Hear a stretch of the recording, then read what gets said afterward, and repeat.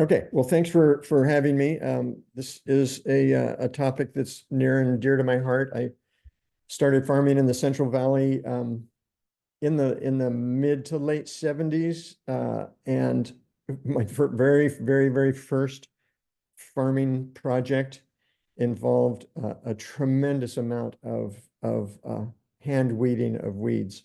Uh, so that was my very first introduction. I can't even, I mean, we didn't we spent more money and time managing weeds than we ever did on selling product. That was 10 acres of sweet red onions.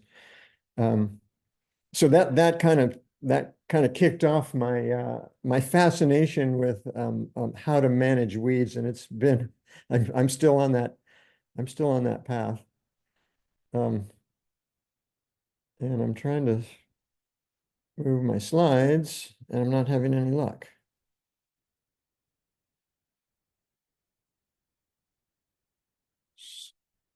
Huh. Oh, I just have to click on it. Okay. Um, yeah, so I mean the main take home message for me in weed management, I think, and especially in working with kind of entry level farmers, beginning farmers, this whole thing is all about timing. Um, it's about strategy. It's about having kind of a longer term strategy. You can't, I'm working with a beginning grower right now who is just so anxious to get going. He's missing all of the right opportunities to deal with weeds before he gets started. So, and I know what'll happen. I've seen it play itself out too many times. So you have to think kind of long term, and a lot of times that goes against our best economic interests, because you rent a piece of land, you got to make money, and you got to make money, so you got to plant things. So you plant things, and a lot of times what I see, and I did it myself, so I know, you start off too soon. Um, I always advise people to take a year. If you're on a new piece of ground, take at least a year to deal with problem perennials, and to do as much as you can to mitigate the just the seed bank pressure. And typically, when you're coming onto new ground, it's ground that somebody else didn't want, or it got abandoned because weeds were so bad, or so you're already starting, kind of from a difficult position. So um, and I often tell people, negotiate with the landowner. Tell them, look, I'm going to clean this up. I'm going to be here for 5 years, 10 years. Give me a break on the rent for the first year so I can deal with the weeds. And that's the best way to get started. If you can do that, yeah, you're going to be way ahead. And then I will actually, one of my slides here, I'll show you all the tools that I consider important tools for the weed management toolkit. And then strategy is all about planning ahead. And for example, when I plant garlic, I like to be, or even there's a bunch of crops like garlic that don't compete well with weeds, that are grown over the winter, that uh, are expensive going into the crop. The seed costs are expensive. You can't afford to skip any important steps along the way. You kind of need to think about garlic. I'm using that as an example. Just about any crop falls into this category, but you need to be thinking about it like 2 or 3 years out, so that you can deal with if you have a winter seed bank problem. You don't want to plant garlic there. You want to kind of clean up your winter seed weed bank. You want to have fertility, and you want to have your um, fertility in place.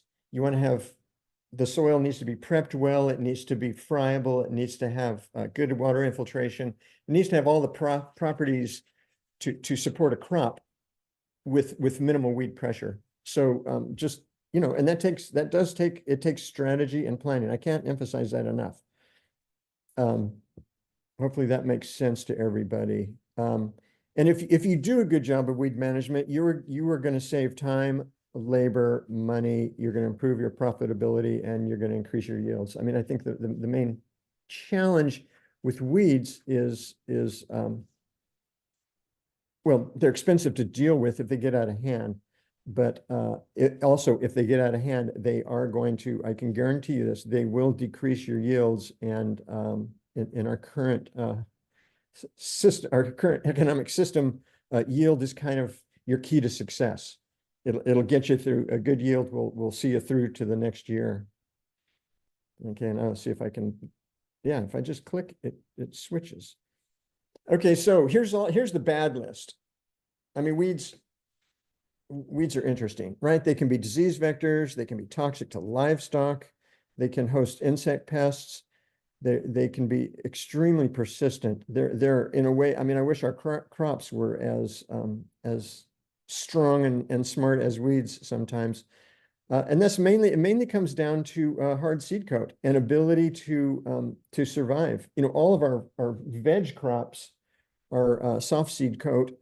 Um, even our standard cover crops are soft seed coat. So if the seeds do get away from you, um, you're only, you got a mess on your hands for 1 year. If when weeds and just about every weed that I can think of falls into this category, when they get out of hand and you let them go to seed, uh, you might be dealing with emergence from those weed seeds for many years. I mean, some people say 7 to 10 years. I think it depends on the weed and it depends on your practices, but they can be there for a long time. I guess that's the bottom line. So if you yeah, and I'll kind of get into more of the details of that kind of management coming up here. Most weeds are, I would say, just about impossible to eradicate. And when I was talking with Lucy initially about doing this presentation, because we did the same presentation, I did a similar presentation last year. Lucy said, "Could you kind of focus in on some of the real problem perennials?" And I thought, my first thought was, oh no, hand me a task that's impossible. But then I thought, no, people need to know, and people need to know the reality. And the reality is right there in that bullet point. There's a lot of problem perennials that are nearly impossible to eradicate. I would never say it's not impossible to eradicate them, but it's close to impossible. And that's what I'll be talking about, some management strategies for some very difficult weeds coming up here. Yeah, and weeds are highly competitive. Weeds, when you compare a weed root system to a crop root system, there's a huge difference. And all you got to do is take a shovel and dig them up to see, or try pulling them, and you'll just see especially in well, a crop like garlic or onions, the weeds can just jump in there and fill all the space for nutrients and water, and the crop doesn't stand a chance. Unfortunately, weeds are very easily introduced through all kinds of means. You can, I mean, wind and animals and compost and just bringing in planting stock, bringing in plants from a nursery. There's so many ways if you're moving equipment from field A to field B, you're probably going to move some weeds from field A to field B. They're also most of them are extremely drought tolerant, which gives them a leg up on our crops. And they can survive when most crops can't, which makes them kind of interesting and also very highly adaptive.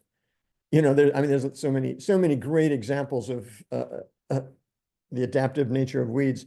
You take you find a tall weed and you mow it, and then the weed will go prostrate and make seed just flat on the ground. It's like, oh, okay, you're gonna mow me, I'll show you. So anyway, yeah, they take many different forms and fill many different niches, and it's kind of impressive, actually. So speaking of impressive, now let's see if I can. So here's some of the really good things we can say about weeds. The great indicators of soil conditions. There's been books written on this topic, but weeds will tell you, if you know how to read them, they'll tell you they can be indicators of high or low soil pH. That definitely weeds can tell you where your wet spots are. They can tell you where your compacted spots are. They can tell you can tell just by their growth. You can get a good idea of your fertility and your soil conditions. they're really good nutrient scavengers, much better than most of our economic crops. Um, so in a sense, I mean, that's a very positive thing in your farming system. Weeds can get, in other words, weeds can get, a lot of weeds can grab potassium and phosphorus and calcium and other nutrients more readily than our crops. So when they uptake those nutrients and then we mow them and till them back in, then they're re-releasing those nutrients. So in that sense, I'm not encouraging you to plant weeds to do that, but I'm just saying they can be a great uh, insect habitat. They can be great bird habitat. Uh, uh, and that goes both ways, right? Um, they're good, if this has been an interesting winter and a lot of people have kind of missed the boat on getting a cover crop in because the rains have been so frequent.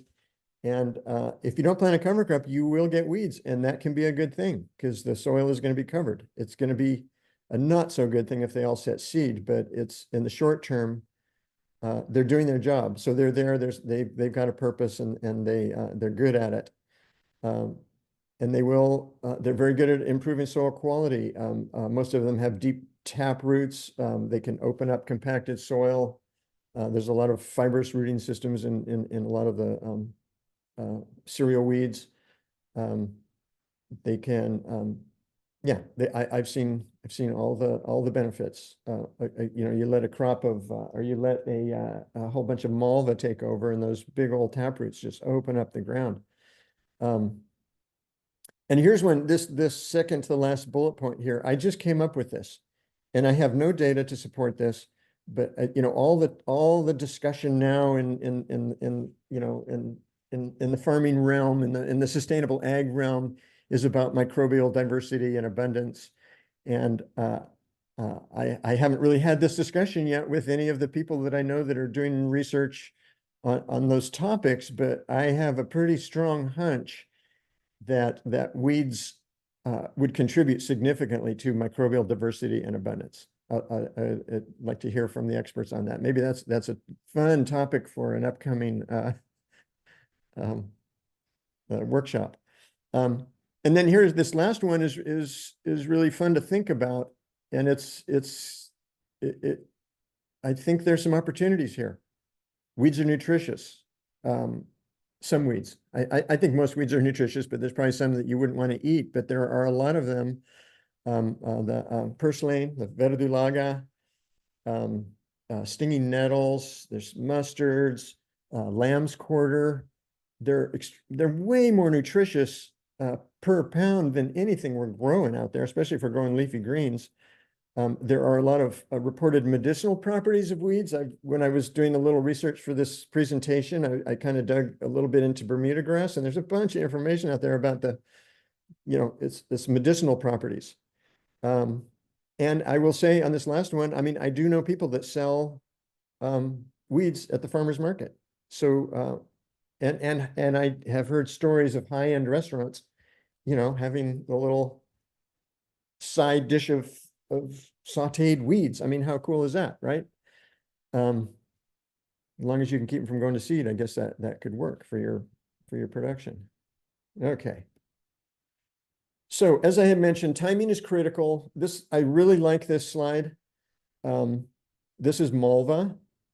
The malva there on the left is just the cotyledons. The malva on the right is showing its first true leaf. Get good. I would say one of your assignments after this presentation is to get really good at identifying weeds at stage of emergence, because then you know what you've got, and you really want to know what you're looking for. And all the good agronomists that I know their weeds really well. So I would encourage all of you to take that up, and there are plenty of resources for that. But my point here on this one is, if you are using a flame weeder for weed management, I can tell you from a lot of experience, you can flame the malva there on the left, with its cotyledons, and you'll never see it again. You can flame the one on the right there, which is like another day later, and it's going to laugh at you and go, "Oh, wow, that was hot. Why'd you do that?" But we're going to keep growing. So, and that, that definitely holds true for any kind of attempt at what we might call mechanical control.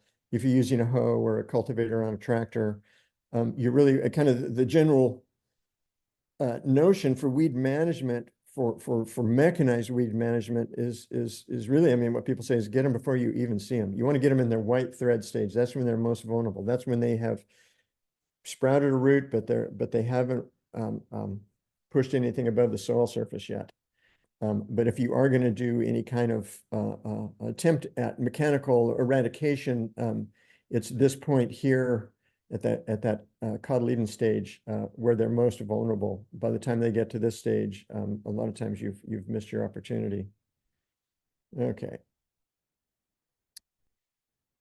And the large scale growers know exactly what they're spending on weed management, and it's I know for a fact that in small scale farms, if you were paying minimum wage and you had to go in with a hand crew on a crop where the weeds had gotten away, you can easily spend $1,000 per acre dealing with weeds. So just kind of keep that one in the back of your mind. I think that's important information for all of us to know and understand.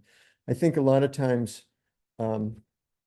I always encourage growers to track their labor costs. You really want to know, you almost need like to have a clipboard at the end of each row, because most of our small scale farms are diverse farms, and they're diverse because that's the best way to survive in a market, and especially if you're going to farmers market. So you've got a row of garlic, and you've got a row, like in this picture here, you've got your cabbage and your garlic and your kale and carrots and whatever. It kind of, it's a really good idea to keep a track of how much labor goes into each bed or each row through the growing season, because you'll be surprised a lot of times at how much you're spending on weed management for certain crops. It might behoove you to rethink some of your crops in your cropping system, or to really be more strategic in how you kind of plan ahead for those crops to minimize that weed pressure. Okay, so here is this was a slide I used last year. We've got Bermuda grass, Johnson grass, nut sedge, and bindweed. And these are the tricky ones. All perennials. I'm going to kind of go through each one, and then I'm going to outline a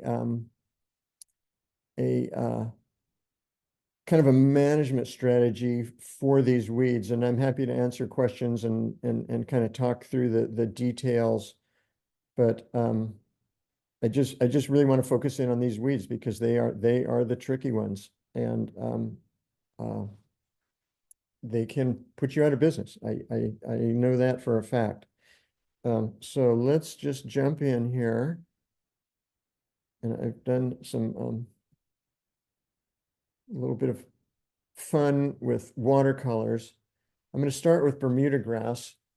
I do know for a fact that Bermuda grass can be controlled, and I do know for a fact that it's not that difficult. I think the thing to underline here is that you just need to have the right tools, and you need to have a fallow year at a minimum to deal with them. And I can't emphasize enough the proper tools, and we'll go over some of the tools here in a minute.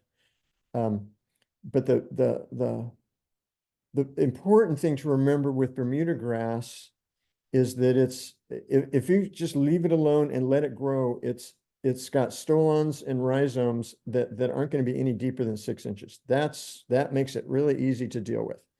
The other thing that really makes it easy to deal with is that those stolons and rhizomes, if they are cut off from their water supply, In other words, if you remove the roots here from deeper soil moisture, and if you can pull those rhizomes to the surface, they will be killed by sun exposure pretty quickly, or they will frost kill in the winter pretty quickly. So it's a perennial weed. And if I was in if I was all, if I was with you guys in a room, I would say, let's have a show of hands. How many of you are dealing with Bermuda grass? But I don't know, maybe we can do that anyway. I think there is a thing where you can raise your hand, right? But Bermuda grass sometimes is a good reason to just step away from a field. But if you do have an opportunity and you do have the tools, you can manage it, control it. It's definitely one of those weeds, like the other three that we're going to be talking about here. If you don't have it and you see a small patch of it, jump on it right away. Because I've seen it take over an entire, I've seen it start in a small patch and take over an entire, 10-acre farm in 2 or 3 seasons. So yeah, definitely learn how to identify it, and definitely deal with it when you see it. Now here's Johnson grass, and you'll see my Jim, sorry to interrupt. Before you move on to Johnson grass, there was a question in the chat asking what you meant by a year fallow, and did that mean a year with no irrigation? Yeah, and I'm going to cover that in great detail here in just a minute. But yeah, thanks for that question. So Johnson grass, and I'd love to know how many of you are dealing with Johnson grass. It's mainly a problem in the Central Valley, and I don't know how many of you are out in the Central Valley actually, but it's very similar to Bermuda grass, except that it's just bigger. It's like Bermuda grass on steroids. The stolons are much larger diameter. The stems are much bigger diameter. I've seen it over my head in height. So it can be really intimidating, but it can be controlled too. I think it's fair to say in a bad infestation, it's harder to control the Bermuda grass just because of the height. But its vulnerability, just like Bermuda grass, is separating those rhizomes and stolons from their access to deeper moisture through all of their adventitious rooting, and getting them to the surface. It's very similar in a lot of ways to Bermuda grass, but just, yeah, it's kind of like Bermuda grass on steroids. Now nut sedge is a tricky one for sure. It's shallow rooted too, similar to, or I should say the tubers are shallow, typically in the 6-inch depth. What you want to be careful about with all of these, and I'll emphasize this later with a kind of a graphic, so to speak. What you want to avoid with these 3 weeds, Bermuda grass, Johnson grass, and nut sedge, you don't want to do deep tillage. You don't, it's so tempting. Oh my gosh, I've got those weeds out there. I'm just gonna disc them, and then I'm gonna plow them, or I'm gonna spade them, or you're just doing the weeds a favor. They will be very happy with you, because you're chopping them up, spreading them, and putting them down deeper where they have a better chance of survival. Your whole strategy has to be get them to the surface and dry them out. Nut sedge is more difficult, definitely, than Bermuda grass and Johnson grass. The tubers are shallow. It typically comes in, its preference is waterlogged soils, but once it's established, it doesn't matter. It'll take over your whole farm. And believe me, I've seen it. And it takes, I mean, we say, oh, a year fallow for Bermuda grass, Johnson grass. For nut sedge, figure at least 3 years. The tubers can sprout 3 times. And eradication is difficult. You need to just keep it unirrigated and disturbed and tilled constantly. Let it, and I'll kind of explain this in a little more detail here in just a minute. And then here's our good friend field bindweed.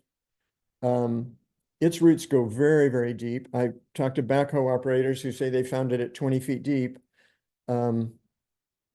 Fortunately, about 70% of the roots are in the top 2 feet, but the roots are so deep that you're not even thinking, part of your management is not to dig up the roots. That's just out of the question with bindweed.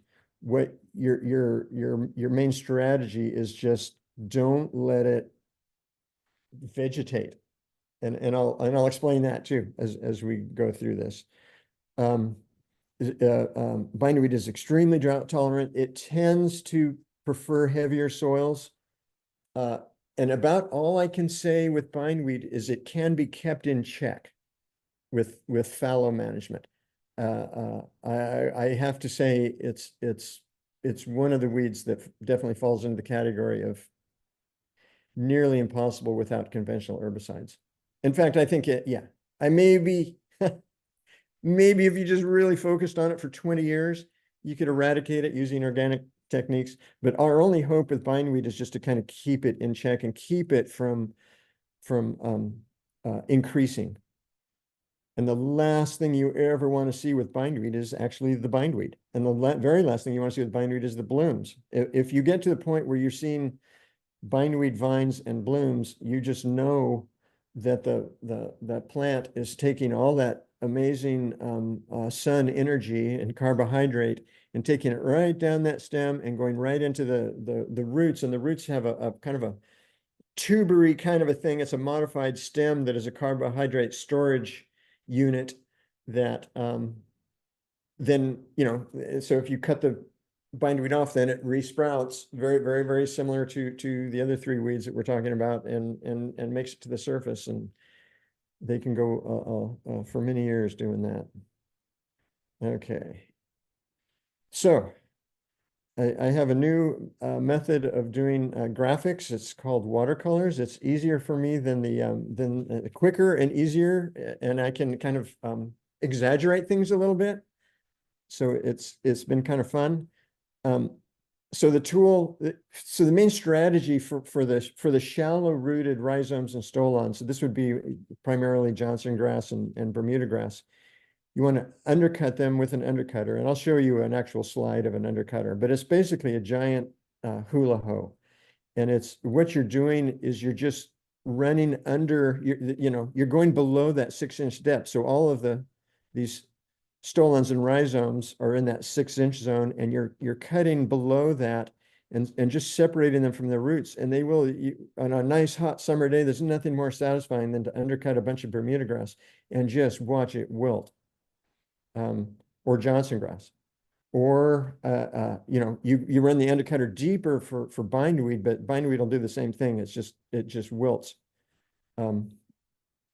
like instantly, and it can be very gratifying if you are trying to get rid of them. So then, so one thing to undercut, then the next step in the process is to physically bring those roots and rhizomes and stolons to the surface. And there's no better tool than a spring tooth cultivator. And I'll show you an actual slide of a spring tooth too, because it's a very, very common tool, very inexpensive, very low horsepower requirement. Every farm should have one. Again, I would say, let's have a show of hands. How many of you have a spring tooth? But you can buy a spring tooth cultivator for $200. They're on Craigslist all the time. But they do an amazing job of lifting and getting those. You want to get those rhizomes separated from the soil and up in the sun. And see how fun it is with watercolor? Those things are just cooking in that sun. Hopefully this all makes sense.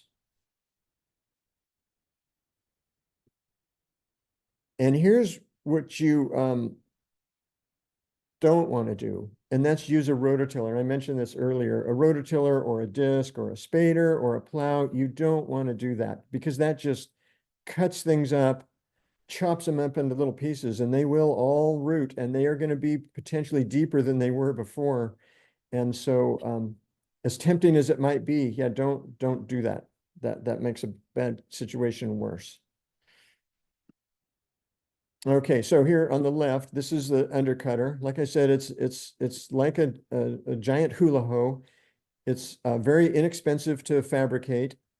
Although with the price of steel now, I think inflation hasn't done us any favors on the price of steel. Somebody, a friend of mine just, a farming friend of mine just bought some, it's called beveled plow at a steel yard, and it was like a short piece for a small tractor. It was like $200. It's like, oh my gosh, it's gone up in price. But basically, you're just welding, it's a standard thing, right? You have a A-frame, toolbar, clamp. This thing here is called a standard. You just take a couple of standards and weld them, or have a machine shop weld them to the bevel plow at about a 10-degree angle, and you've got the most incredible tool you have ever owned. And then this is this is an example of a spring tooth cultivator, and these things just do such a good job of. These springs are they're kind of, or the tines, I guess they're called. They're kind of springy, and they just reach under, grab those things, and just kind of shake them up and get them up on the surface. Now, in a heavy infested area, you'll actually gather, but you need to do that anyway. If you've got just a really bad situation, you might want to use a coil shank chisel to start before you even go into the field with a spring tooth, just to get things kind of combed up and raked up into piles, and then once you get them up above ground and out of the soil, they're doomed. So that's your strategy there. And here's just a schematic of the undercutter. It's an amazing tool for if you form a bed and do a pre-irrigation, do a light sprinkling, or even run drip emitters and get an emergence of weeds. It's an amazing tool. Once those, just at first emergence, when they're very, very vulnerable, just to undercut them with the undercutter, does an incredible job of managing weeds in a short-term situation where you're going to come back after they kind of desiccate and dry down and plant into your, plant that seed bed with the cash crop. Hopefully that all makes sense. So I'm going to kind of just compare and contrast a little bit here and just show you, just kind of thinking about morning glory. I've tried to kind of depict the modified stems that are the carbohydrate storage components. While this plant is growing and thriving and taking in, the sun energy, it's continually, it's like, think of it as a potato plant, it's making tubers, and those tubers it's their energy storage unit for subsequent year. So anytime I see morning glory out in a field growing, I'm just thinking, oh my God, that's a problem, because it's just getting everything set up for the following year. Same with nutsedge over here on the right. Okay.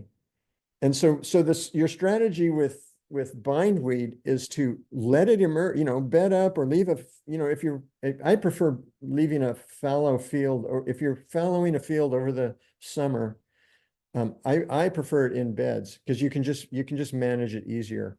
But you can do this on the flat too. But if you're on beds, it kind of gives you guidance, and it gives you some opportunity to manipulate soil to your advantage.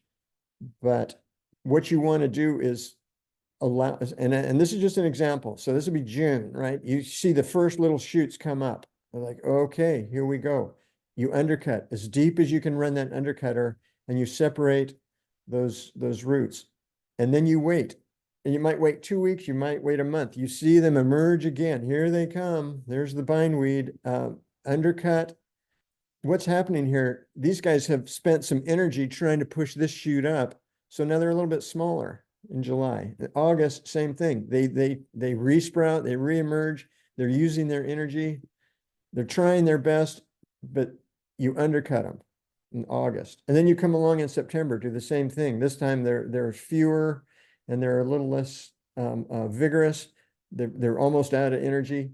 But for eradication, you would need to do this probably for 3 years in a row.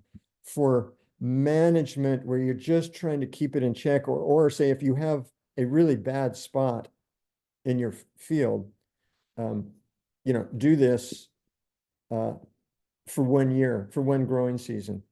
And then you have all these other options, and one, and we'll talk a little bit about this when we open up the toolkit. But one option here then is to go into the winter with a really heavy stand of cover crop. Now the morning glory or field bindweed isn't going to do anything over the winter. It goes dormant. But if in the spring, if you had a what we would call a smothered crop in there, then you're gonna make its life very difficult. It can be shaded out. It doesn't like to be in the understory. It kind of likes to have sun. So anything you can do to kind of suppress it. And I've heard, you hear stories and you don't know what to believe, but some people anecdotally say that you can graze it off, but I don't know how long that would take. I have my doubts, but anyway, some of you might have some experience with that.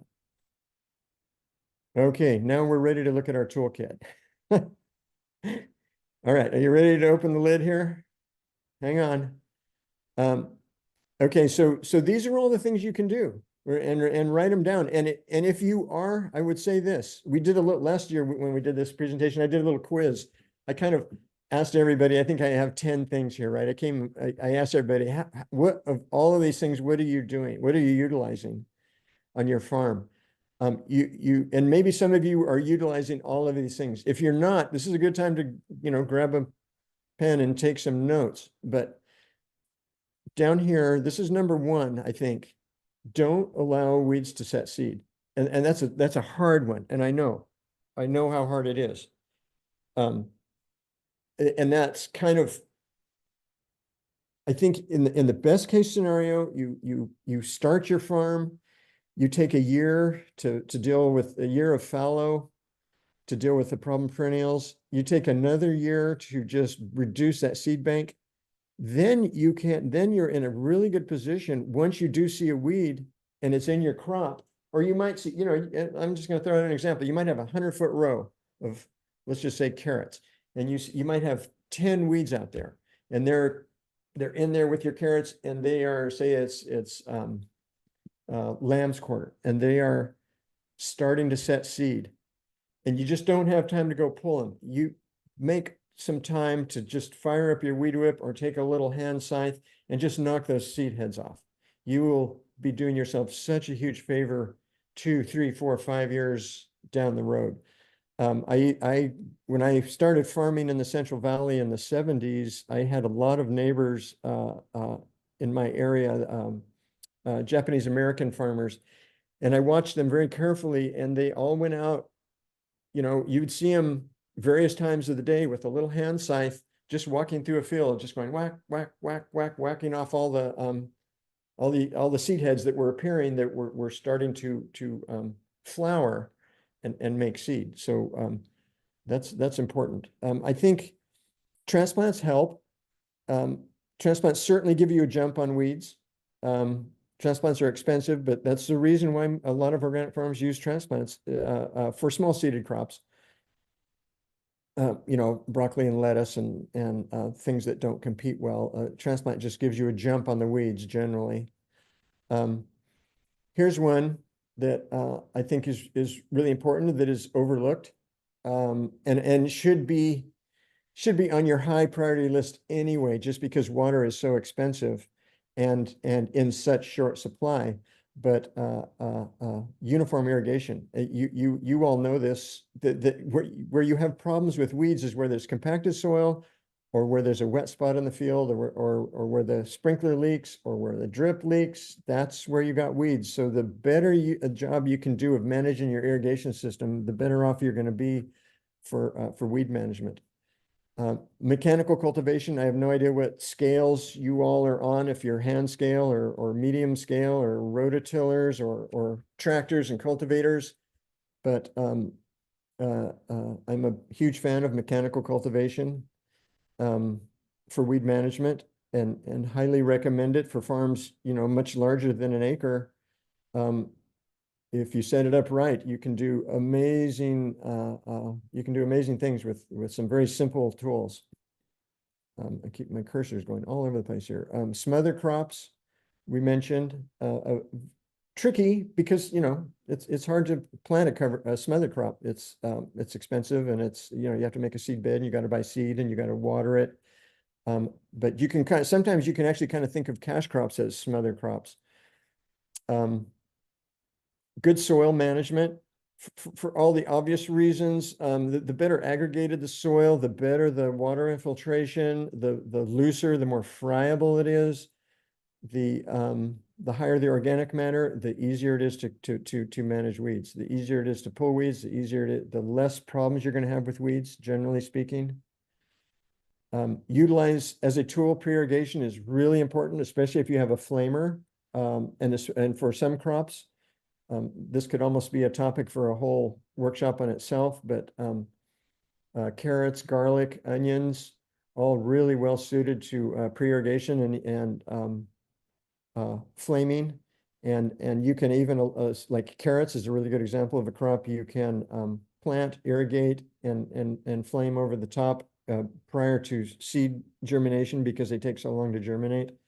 So use that as a tool, read up on it. Very, very effective. Then manage fallow, which we've been talking about. And I have a slide that we can kind of get a little more into details on that. And then, and I think maybe it's the next slide too, crop rotation too, really important for weed management. And I can give you all kinds of examples.